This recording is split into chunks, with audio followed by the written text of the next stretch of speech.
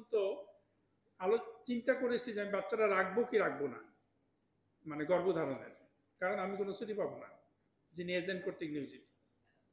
আমাকে ওই যে কয়দিন আমি যাই ওই দিন বিনা বেতনে আমাকে যেতে হবে, তারও নিশ্চয়তা নাই যে আমি এসে জয়েন করতে পারবো কিনা।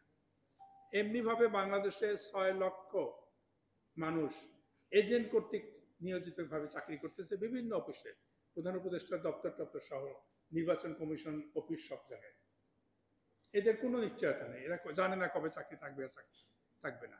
একবার এক একটা টেন্ডার হয়, তারা টেন্ডার নেয় এবং চাকরিতে আবার নিয়োজিত হয়। তখন তাদের কাছে টাকা নেওয়া হয় যে তোমাদেরকে সরকারি অফিসে দিচ্ছে, একদিন না একদিন তোমরা রাষ্ট্রায়ত্ত হয়ে যাবা, তোমাদের এত টাকা দিতে হবে।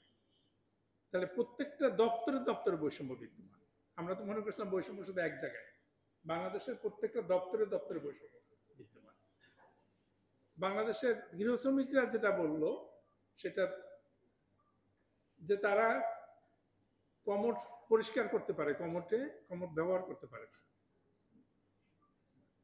তাদেরকে তারা তাদের চাইতে অনেক কম বয়স্ক মানুষও তাদেরকে ঘুম থেকে উঠে পানি খেতে পারে, তারা মানে নিজে পানি নিতে পারে না, ওই গ্লাসটা নিজে পানি খেতে পারে না। তাহলে ঘরে ঘরে বৈষম্য, দপ্তর দপ্তরে বৈষম্য। এই দুইটা উদাহরণ এই জন্য দিলাম যে যদি বৈষম্যহীন একটা বাংলাদেশ প্রতিষ্ঠা করতে চাই, আমরা আসলে যদি কল্যাণমূলক একটা বাংলাদেশ প্রতিষ্ঠা করতে চাই, তাহলে এই ঘরে ঘরে বৈষম্য, দপ্তর দপ্তর বৈষম্যটা আমাদের অবশ্যই ইতি টানতে হবে। এবং এই ইতি টানার জন্য খুব বেশি বড় বাজেটের দরকার নাই। আয়ের যে বৈষম্য বিদ্যমান সব জায়গায়, এটি যদি খুব বেশি একটু অন্যভাবে গুছিয়ে করা হয় তাহলে সম্ভব। চট্টগ্রামে যারা আপনার দিনমজুর বা পোর্ট এলাকায় যারা আপনার বোঝা টানে, তাদের সাথে যখন বসলাম তারা বললো যে আমাদের তো আর কিছু করার দরকার নেই, একটা কাজ করেন, আমি যে শ্রমিক এই স্বীকৃতিটার ব্যবস্থা করেন, যে আমি শ্রমিক, আমি শ্রম দিই, আমি এই পোর্টকে সচল রাখি, এবং আমরা প্রতি মাসে দুই একজন মারা যায় এই যে কন্টেইনার করে বস্তা করে। এই স্বীকৃতিটার ব্যবস্থা। এই জন্য দেখবেন যে আমরা একটা প্রস্তাব করেছি যে একটা তথ্য ভাণ্ডার থাকতে হবে, এবং এই তথ্য ভাণ্ডারটা শ্রমিকদের পরিচয় হিসেবে বিবেচিত হবে তার পথটা। খুব বেশি বর্ণনা যাব না। আমরা যখন এখানে আসলাম তখন দেখলাম জয়িতার কয়েকজন কর্মী ছিল এখানে, মান্যবরের কাছে আসল দেখা করতে আসছে তারা, না?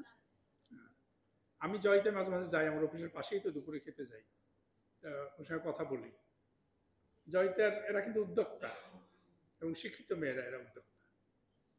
বরিশালে একটা মেয়ে আমার বলছিল যারা উদ্যোক্তা, যে আমি সবসময় রানিংয়ের উপরে চলি না, আমার ব্যবসা চলে না, কিন্তু সব জায়গায় আমার পা বন্ধ, ব্যাংকে গেলে পা বন্ধ, আপনার সরকারি অফিসে গেলে পা বন্ধ, ট্যাক্স অফিসে গেলে পা বন্ধ। জিজ্ঞেস করে আপনার পরিচয় কি, কেউ বলে না আমি কোনো ব্যবসায়ী, আমার বলে আপনার পরিচয় কি বলেন।